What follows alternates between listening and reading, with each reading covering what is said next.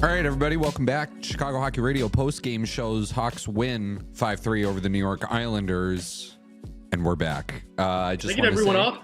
Yeah, everybody, the mandatory Lee telling everybody to stand up. Give me a hell yeah, boys. Everyone up. Make sure you are subscribed to this podcast on YouTube at Chicago Hockey Radio. Make sure you are following us on Instagram at Chicago Hockey Radio. And if you are listening on audio right now, no video on Spotify or Apple Podcasts, make sure that you leave a 5-star rating and review. We love to hear from you. Also join our Discord too, link in the description of this episode. Just have to throw that out there. Huge win though for the Hawks. They can do it. They can beat the New York Islanders, fellas. Really awesome late goal there. But how we doing? Who wants to start it off? Oh, amazing. I mean, you can't ask for a better ending there. Connor Bedard, 54 seconds remaining, clutch. He is so back. Multi-point game for Bedsy. He's got the confidence back. He's got the swagger back. If there was any doubt that that wasn't the case, that has been sealed this afternoon. And you love to see it. I think it's great for him. It's great for this team that desperately needed it, after consecutive losses that were very, humbling, having those late collapses in the third period. Didn't happen today. It was close, but it didn't quite happen. We locked in at the end, sealed the deal. You love to see it. Got revenge against Alice team we lost not long ago. And we may be back, boys. Yeah, I thought it was a pretty solid game from him. He had like a couple turnovers, but other than that, look, his confidence is back. He's playing with so much of it. It looks like, this team is really trying to score goals. And I really liked having Donato on his line. I thought Donato looked great with him tonight. We've kind of been calling for it, Justin. So that was good to see too. But yeah, we are so back. We need to call the "we're back" department. And file a claim. I like Donato on that line. Who I don't like is Philip Kurashev on that line, who continues to do nothing. Teuvo Teravainen, 3-point game, probably our MVP of the game. Fantastic, goal in the feet for Bedsy in the power play too in the second. I think you get him back up there, Bedsy, right? Those two have shown chemistry, especially in October this season. Get those two back up there, get that connection back going. I think they'll both continue to cook, and this team will continue to provide more offense. Kurashev could go in the bottom six the way he's been. But yeah, I think that's the next move for sure. Yeah, I do not think Kurashev had the best game. He somehow managed to be a -2 in that game. The only other Blackhawk that was a -2 tonight was Kevin Korchinski. But yeah, I thought it was kind of a weak game from Kurashev. I think after a performance like that, Teravainen's making his case that he should be in the top 6. I think Teravainen, Bedard, Donato would be a sick first line. A great first line. Yeah, that's potential. Yeah, and then both the assists that Teravainen had after the goal too, or before the goal, were beautiful, right? Set up Mikheyev very well in the first, and then Hall, that was a beauty of a 1T in the first as well. So good to see that. He was looking like Kane with those playmaking abilities out there, and I buried a goal as well for Bedsy. So yeah, had a great game for him. Good to see. He's been kind of cold lately, so hopefully this will get him going. And he should be in the top 6. Kyle Davidson brought him in to be that complimentary piece to Bedsy, so let's see that, right? Yeah. Yeah, both those assists were sick. Yeah. He completely dominated that first half of that game. He was everywhere. Just super decisive when he had the puck. Looked like he always knew what he wanted to do, and got it done. I was a little scared after the first Mikheyev shot. I was like, oh my gosh, that was such a good feed. And then he fucking hit him with it again. So, sick play from him. Great game. He needed that though, obviously the production hasn't been what we wanted it to be from him. So for him to go out and do that with this third line, and honestly, after the success they had, who knows if, maybe Sorensen's going to be like, no, I'm not going to move him. Like, these guys are playing great together. Could you see that happening? Like them? It's funny. Like, the only reason we even saw that third line is because Nick Foligno was out with illness, right? So that's why that forced Teravainen to, be placed there. And I thought it looked really good. So yeah, the way they played, maybe there is a case to keep them together. You could still see Teuvo and Bedard the power play, right? So you could kind of get a best of both worlds thing there. So I could see that. I do want to give another props though to Ryan Donato. You did bring up there for a second. What a play he made, to set up Bedsy in that game-winning goal. That came right after he came out of the box, and kind of a interesting call there late in the game. So good to see him bounce back from that, and he really made that goal happen too. So props to him as well. And it looked like he hurt himself right before that, and then he came right back on the ice to take the offensive zone draw. So good to see that he wasn't hurt. Yeah, but yeah, what a beast of a play! Just straight up hungry, wanted it, and I was scared. I thought that Bedard didn't score at first, and then it leaked Yeah, it through. took a little second there. Yeah, it kind of squeezed through Sorokin. Not his best moment there, but we'll take it, right? I mean, good just for Betsy. Good to see some luck go his way for once. He's had a lot of been robbed a few times, so good to see them that clutch factor late in the game. Hopefully, we'll see more goals come from him now. I'm with you on that. Um, And also grinding out too. Like he always just outwills and outworks that position. Like that's you love to see that you have too. to keep him. Yeah, You have to keep him on the first line. He's yeah. looked so good. Like also, even when we were sucking, he's looked good. I think honestly, when Foligno's back healthy, you scratch Kurashev, you put Foligno on the third line, and you put Teravainen up on the first line with Donato and Bedard. I'd still scratch Joey Anderson before Kurashev, Mr. Well, Nothing. Craig But Smith is going to be back, and then I yeah, just you're right. Yeah. Joey Anderson. That's fair. And put Yeah, then Craig who do you Smith. scratch, right? Because everybody else is, at the moment's actually looking kind of decent. Like you said, we're getting more offense, more scoring on this team, which is good to see. On the defensive end, how about Alex Vlasic? Another 2 assist game for him, another multi-point performance. Here's a stat. 2 goals, 14 assists for Alex Vlasic in 76 games last season. He's matched that in 31 so far this season. That's So his crazy. breakout performances his sophomore season has been really impressive to watch. And just the way he's expanded his offensive game with Seth Jones being out the lineup, I think it's been very impressive to see. Hopefully we'll keep seeing that moving forward, even when he comes back, right? Yeah. Yeah, insane jump this year in offensive production from him, and that's what we needed. He's going to be a leader on this team for a long time and a legit defenseman. I mean, top pairing guy.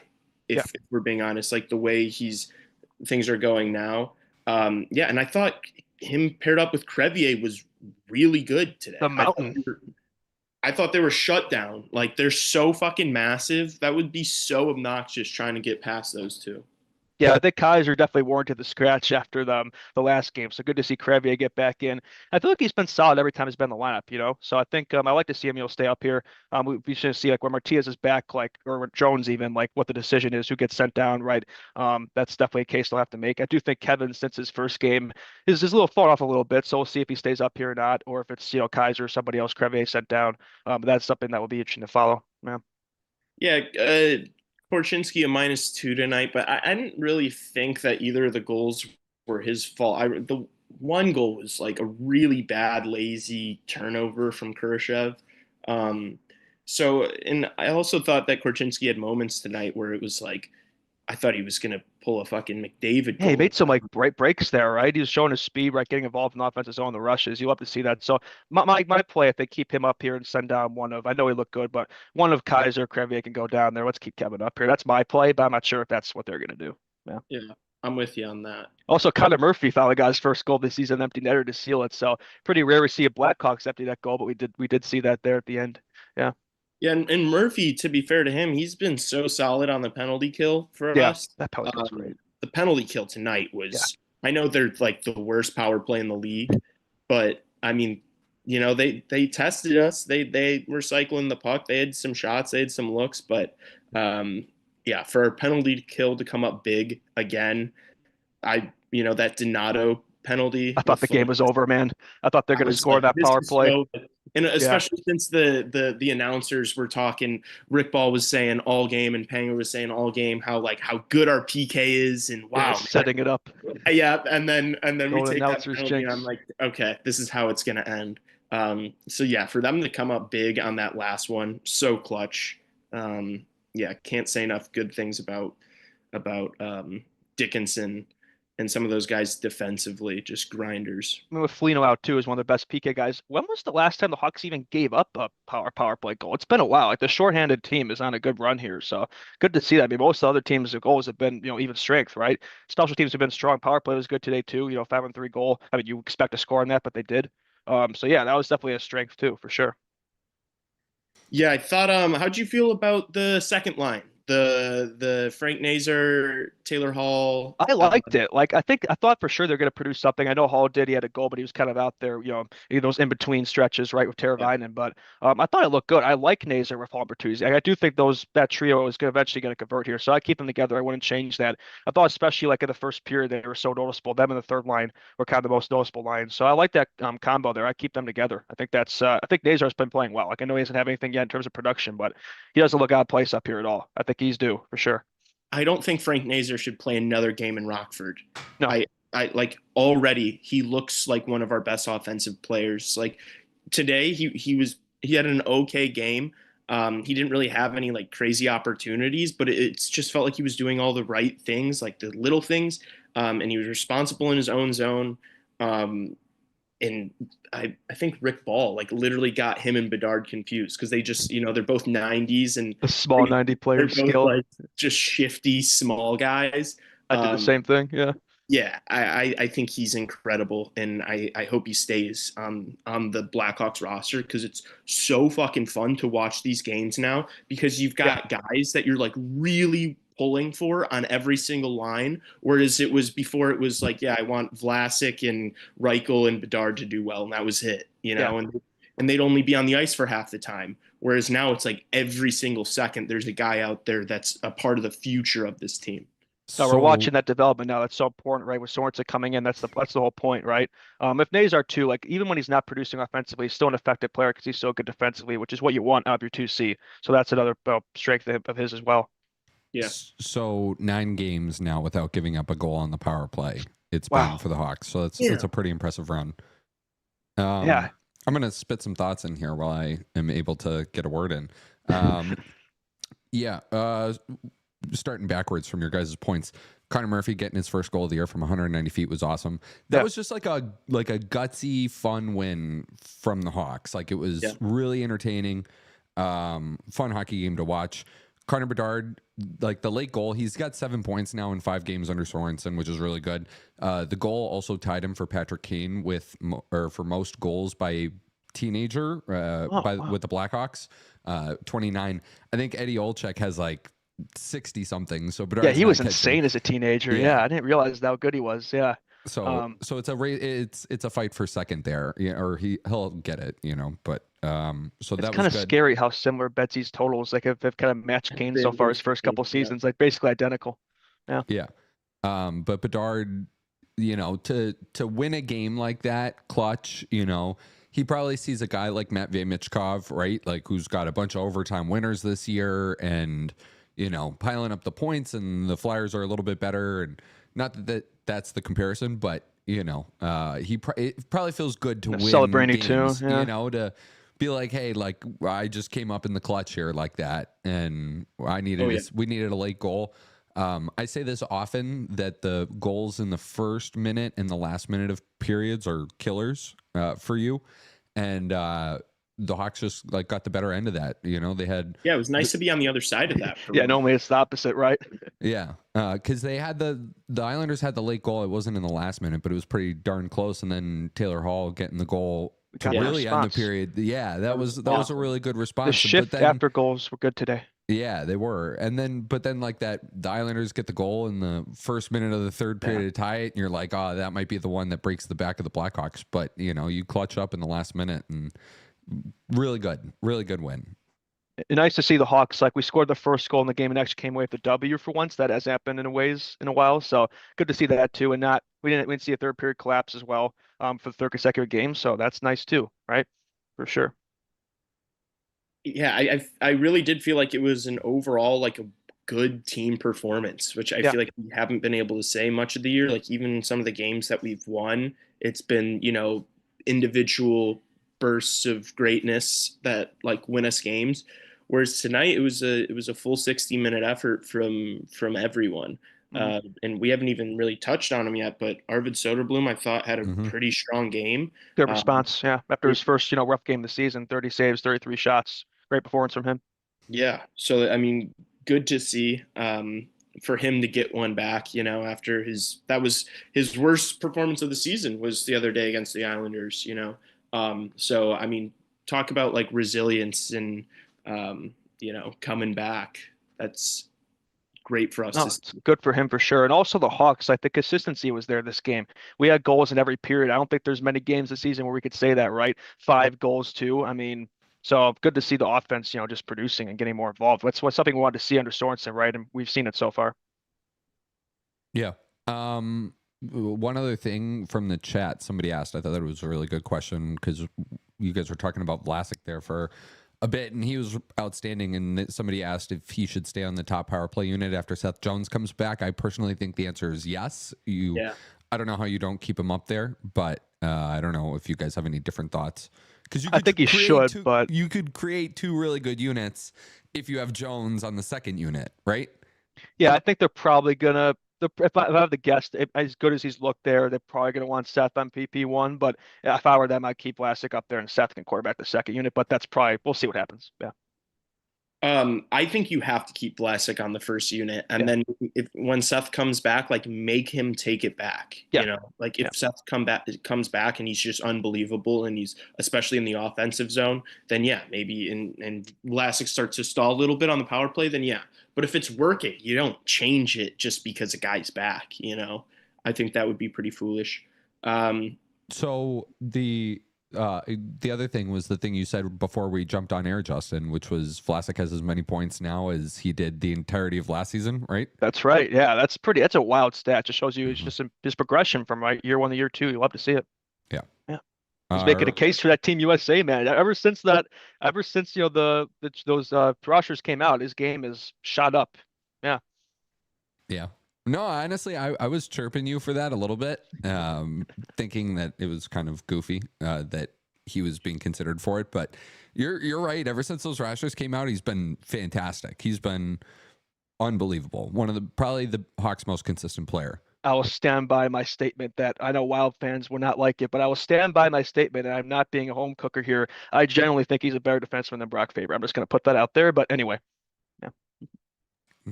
I think Brock Faber's a beast. I think Alec Vlasic is going to be on the Olympic roster, but I don't know if I'm going to say he's better than Brock Faber. Look, both stud young defensemen, but I just like the thing about Vlasic is like we have him for many years. Yeah. Like he's like our age, so it's he's going to be a top 1 through 3 guy. Which is awesome that like now this far in the season, like we really know what he's going to be. And it's a legit top 1 or 2 pairing guy. That contract's looking pretty good now, right? 6 years, 4.6 million. Oh, yeah. That's a steal. I remember some people critiquing that contract too when it first came out, like, oh, he's unproven, which there might be some points to that, but I think he's pretty proven now, boys. I think he's continuing to show that it's just getting better and better. So you love to see that for sure. Yeah. Think about how good he's going to be in 3 years and he's still getting paid this amount. The contract's going to age really well. Hawks defense has such a bright future, man. Like you got Kevin there, right? Vlasic, we still have Seth till 2030. You got Levshinov in Rockford, right? Rinzel, Minnesota, guys like Del Mastro, Alan Kaiser, etc. Like there's just a plethora of options there. Like the core is going to be great. So you mentioned that you don't want to see Nazar play another game in Rockford. I don't want to see Korchinski play another game in Rockford either. Even no matter how rough it gets, like I want to see him stick it out with these veterans around him. And like last year, there weren't like good vets like this on the team too. Like I guess Foligno and Murphy, some of the guys that were around last year, but guys like Maroon and Smith and like those guys are good player like Martinez and Brody, who's not great, but he's he played alongside Mark Giordano for a long time, and I don't know, like he definitely knows what it takes to succeed at the level. He got a contract from the Blackhawks clearly, so I just those are guys that can kind of help bring him along, right, and kind of mentor him, right? Like you've seen it with Maroon, Smith, and Reichel, right? Like you could see that with Martinez, Brody, Korchinski. I think that's why you bring those guys in. Also, to the point that Justin just made about how we've got all these defensemen, like we've got Vlasic and Jones till 2030, but then we've got all these prospects too. It's like we have almost too many defensemen that I agree. Like keep Korchinski up for the rest of the year and like find out if he's gonna be legit or not. Like we need to start figuring out who's gonna be a part of this roster going forward and who isn't. And I think the more time he spends in Rockford, the longer it's gonna take to figure out if he's gonna be, the guy or not. Yeah, like he's made his mistakes up here, but he hasn't looked out of place. And at times he's shown like really genuine promise out there, right? So I think he's good enough if you keep him up here, but I'm just not sure if that's a plan. We'll find out. Nolan Allen had a sneaky good game tonight too. He's always sneaky good. Okay. That's his game. That describes Nolan Allen, man. Like you don't really notice him that much, but he doesn't make a lot of mistakes out there like a lot of other young D-men. It's just solid, Yeah. Do you guys want to do Islanders talk for a minute here? I think I heard Panger call JG Pageau a sneaky good hockey player, which kind of I think that was Cal Palmieri, maybe. Kind of made me, or maybe it was Palmieri. It was Palmieri, yeah. It was one of those guys, and that's like such a funny thing to say because, like, I don't know, you would call like the unathletic kids at school like sneaky fast if they like had like like it's kind of like saying like nobody thinks this guy's good but he's like kind of good. Yeah, is that even a compliment? So it's like I don't know, it's such like a backhanded compliment. Yeah, that was funny. But yeah, for the Isles, like you had 2 days off going into this game, right? I mean, and you could see the rust of the first period. I think their legs when they came under in the second, but probably a game you should win, right, against the Hawks team. But it's then the same deal for Hawks though. It's like definitely getting back home in a back-to-back. It's a tough situation, but Isles team that's not great with special teams. I didn't realize it's not just the power play. Their penalty kills I think is dead last too, if not mistaken. So yeah, special teams rough there. So it's definitely a team for the Hawks. Like they should be able to bounce back and get revenge against. But I know Ross probably could be very happy. He was upset at that team after a win. I can't imagine how he's feeling right now. Well, yeah, I mean, think about it from their perspective, like the points that Tassos made earlier about how if you score or get scored on in the last minute of a period, how don't even get your loser point. Like the Islanders leaving the first, to give up that goal to Taylor Hall, and then again in the third to Bedard for the game winner. Like that's infuriating. And they've been having problems this year of blowing leads and falling apart in the third period. Sounds familiar. So it's more of the same for them. And it didn't even take us to overtime. I really thought this was going to be a Bedard overtime winner, but it ended up being a You took that personally. I'm doing it in regulation, damn it. Yeah, you love to see that, man. It feels like an overtime winner, but GWG, it's funny. I don't know if he has a ton of those in his career. I've seen his only overtime winner against the Jets, but late goals like that, I mean, to tie games, I mean, it's got to be probably not a lot. So just good to see that clutch factor come in for Connor, right? Good to see it. He's had those opportunities this season, and now he's converted. So I think that's huge for him. First game for Matt Barzal in over a month and a half, and I didn't even really notice him. He was all right. He wasn't like Matt Barzal. You could see the rust, right? Yeah. He's not, I mean, he wasn't having a good season before the time off. So I don't think he's like 5 points in 11 games or something. I think he's decent. Yeah. You're not sold on -5 too. I don't know, man. He was out there for every single Hawks goal? No, not -5 on the night. Oh, the season. He was a minus on the season. He was a minus. All right. I didn't know he had that bad of a game. I remember seeing him out there every time. That's funny. I just don't know how they have like some of these guys like Cizikas and Matt Martin. I think they finally cut ties with Cal Clutterbuck. But I think this is a team that it's starting to show that all these guys are super old, and you're trying to plug in guys like Pierre Engvall and Hudson Fashing, and I don't know. Just such an oddly constructed roster. A good player. Simon Holmstrom's all right, I guess. Yeah. Tsiplikov was a good pickup from Russia. But Chalowski looks pretty good tonight. Dennis Chalowski. Did you actually think he looked good? He was a -3. I think he was being sarcastic, but he looked good in the Thursday game. No, I just like every time I saw him out there and like he took a shot, I'd be like, oh, there's Dennis back at it. There's Mr. Chalowski. What an interesting name. Yeah, I love it. I just love saying it. And I love that I didn't know who he was before the stream the other night. And someone was like, no, Dennis Chalowski's like actually pretty good. But shout out Dennis. Sorokin too, bad night for him. I don't know. Yeah, no, I mean he's looked a little off the last night we played us, and same deal today. So I don't know if he's dealing with something. But yeah, he doesn't really look like himself.